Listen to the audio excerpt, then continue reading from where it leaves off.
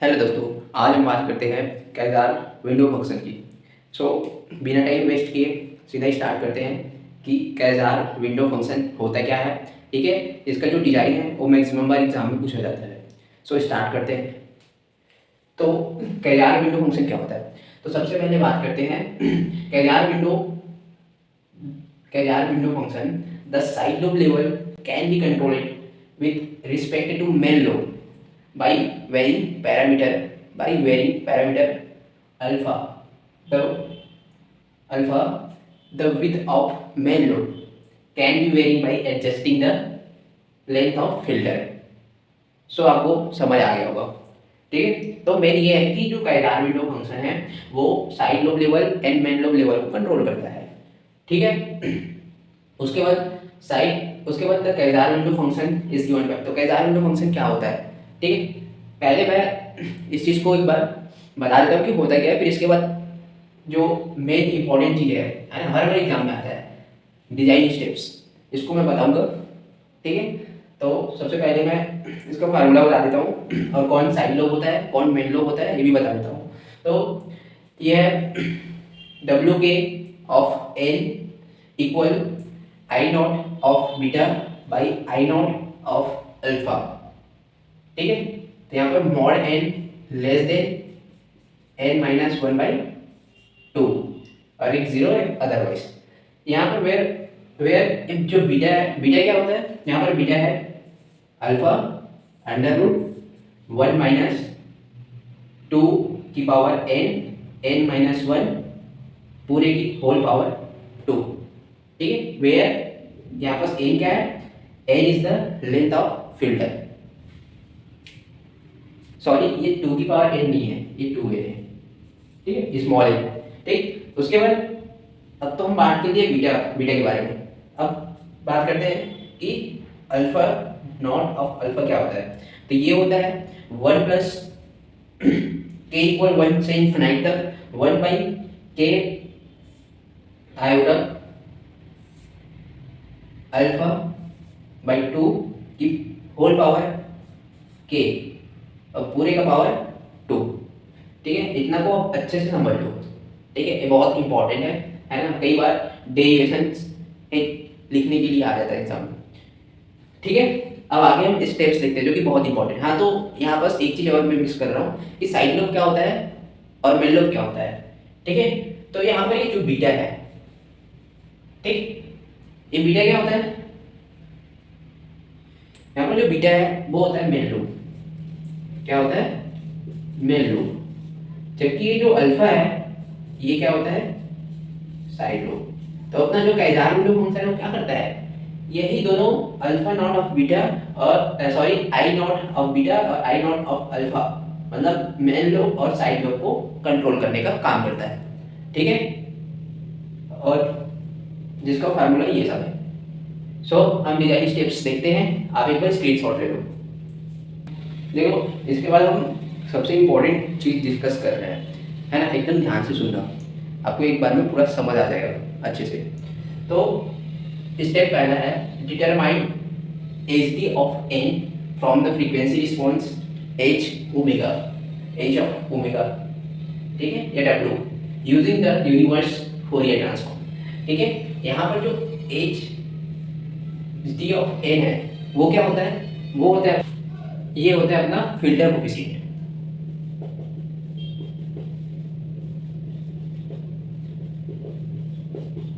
Filter coefficient होता है। ठीक है,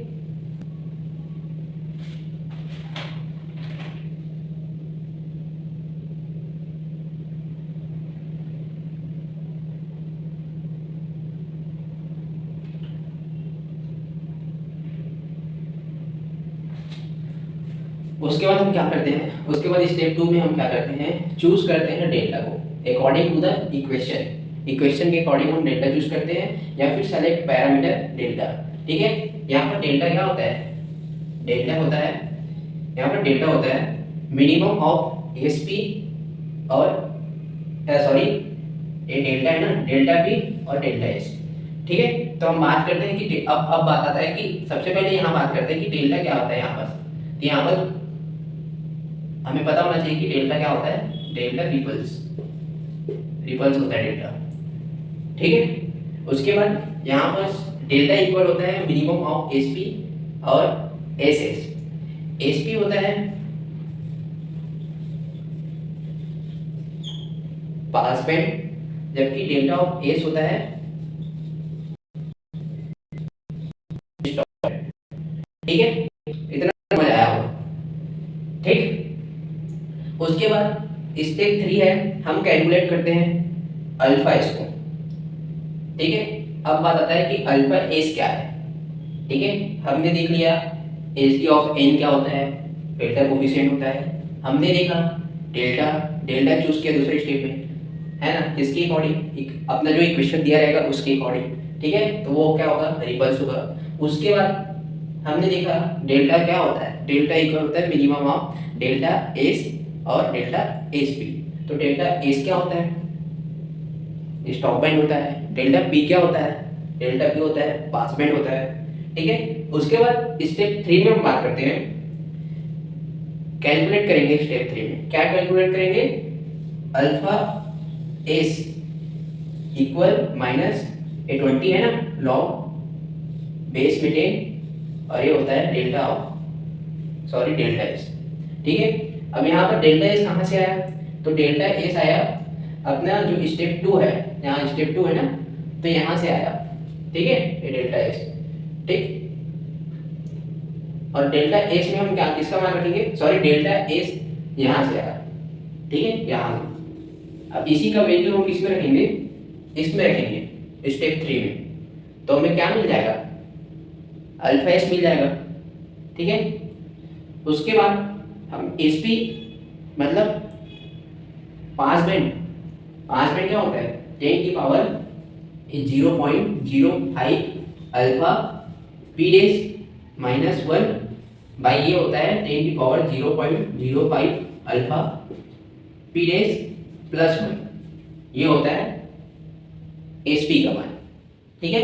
और ये डेल्टा, डेल्टा पी का मान और डेल्टा एस का मान, ये, ठीक है। अब बात आते हैं, हम लोग बात कर लिया डेल्टा एस और डेल्टा पी के बारे में, ठीक है।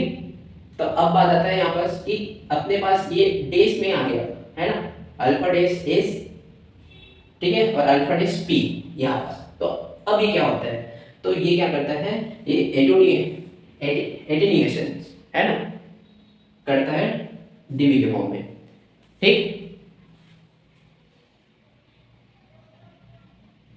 और एक चीज और बता दूं कि जो अल्फा डेस एस है और अल्फा डेस पी है, ये क्या होगा, ये क्वेश्चन में गिवन होगा हमेशा, ठीक है।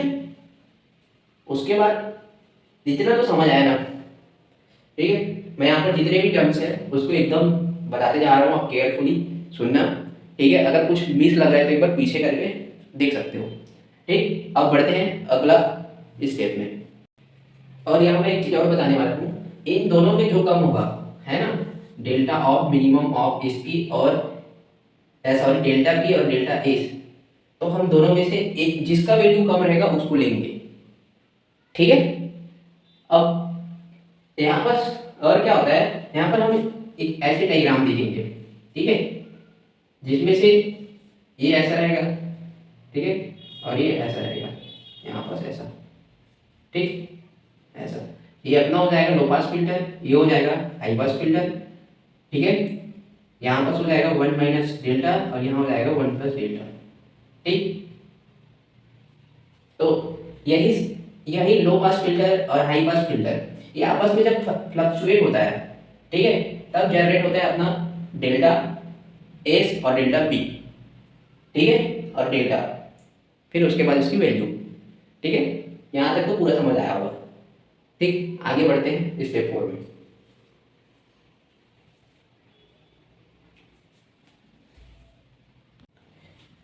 देखो अगला स्टेप के बारे में हम बात करते हैं, ठीक है। हमने डिस्कस किया था 3 स्टेप के बारे में, 3 स्टेप था। अब डिस्कस करते हैं 4 स्टेप्स, ठीक है। तो चौथा स्टेप क्या होता है, चौथे स्टेप में हम डिटरमाइन करते हैं parameter alpha from the following equation, ठीक है। तो अल्फा इक्वल क्या होता है, एक जीरो होगा जो अल्फा इज लेस देन होगा 21 उसके बाद 3 कंडीशन होंगे, ठीक है, जो सेटिस्फाई करेगा, ठीक। उसके बाद 0.5842 अल्फा एस माइनस 21, ये 21 है ना, पूरे की power 0.4 plus 0.078 alpha S plus 21, यहाँ पर अल्फा एस माइनस 21, यहाँ अल्फा एस प्लस 21। वेन कब, जब क्या होगा, जब 21 लेस देन होगा अल्फा एस से और अल्फा एस लेस देन या इक्वल होगा 50 से, तब ये कंडीशन सेटिस्फाई होगा, ठीक। उसके बाद 0.1102 है, ये होता है अल्फा एस माइनस 8.7। उसके बाद ये होता है अल्फा एस, यहाँ पर ग्रेटर देन होगा 50 से, ठीक है, यहाँ पर लेस देन या इक्वल होगा, ठीक, अल्फा एस, ठीक है। आप पहले जो जितने भी स्टेप बता रहा हूँ उसको एकदम अच्छे से लिख लीजिए, क्योंकि मैं जहाँ से लिख पा रहा हूँ उस बुक से हो सकता है आपके जो प्रोफेसर हो वो भी पढ़ाते होंगे, ठीक है। तो आप इसको अच्छे से लिख लीजिए। उसके बाद मैं एक क्वेश्चन कराऊंगा, ठीक है, जो काफ़ी इजी रहेगा। अगर इसको आप अच्छे से समझ लेते हो तो केवल फार्मूला पुट करना है और आंसर अपना निकल जाएगा, ठीक है। उसके बाद हम स्टेप 5 में आते हैं। तो स्टेप 5 में हम क्या करते हैं, डिटरमाइन करते हैं फिर पैरामीटर डी। अब एक पैरामीटर आता है डी, जिसको हम डिटरमाइन करना है, तो उसके भी कंडीशन है जो कि ये है, ठीक है। आपको समझ आ रहा होगा, जब क्वेश्चन बनाएंगे तब और क्लियरली समझ आ जाएगा, ठीक है। ये वैल्यू होता है जो अल्फा एस है, वो कंडीशन ये होता है, और एक ये वैल्यू होता है जिसमें अल्फा जो एस है वो ग्रेटर देन होता है 21 से, ठीक। उसके बाद स्टेप 5 के बाद स्टेप 6 में हम आते हैं।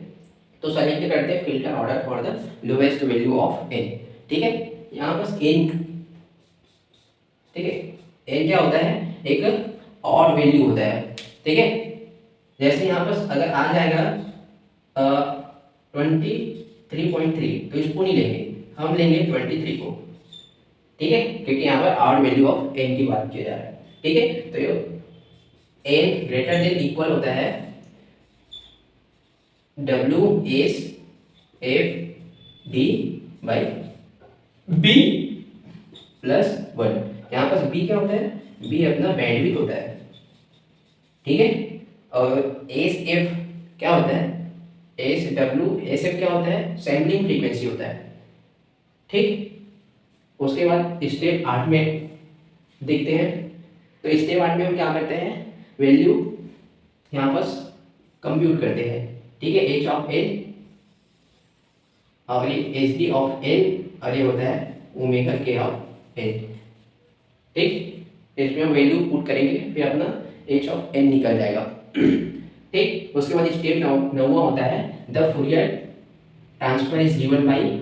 फूरियर ट्रांसफर क्या होता है, एच ऑफ जेड इक्वल होता है समेशन एन होता है माइनस इन्फिनाइट से प्लस इन्फिनाइट तक, और एच ऑफ एन जे की पावर माइनस है, ठीक है।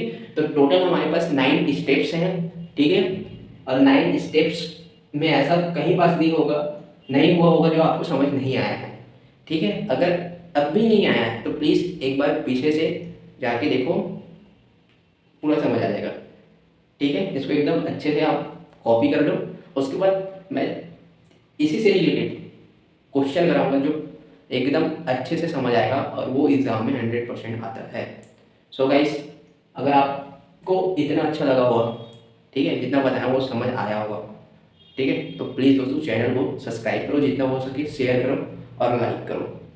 थैंक यू दोस्तों, थैंक यू फॉर वॉचिंग।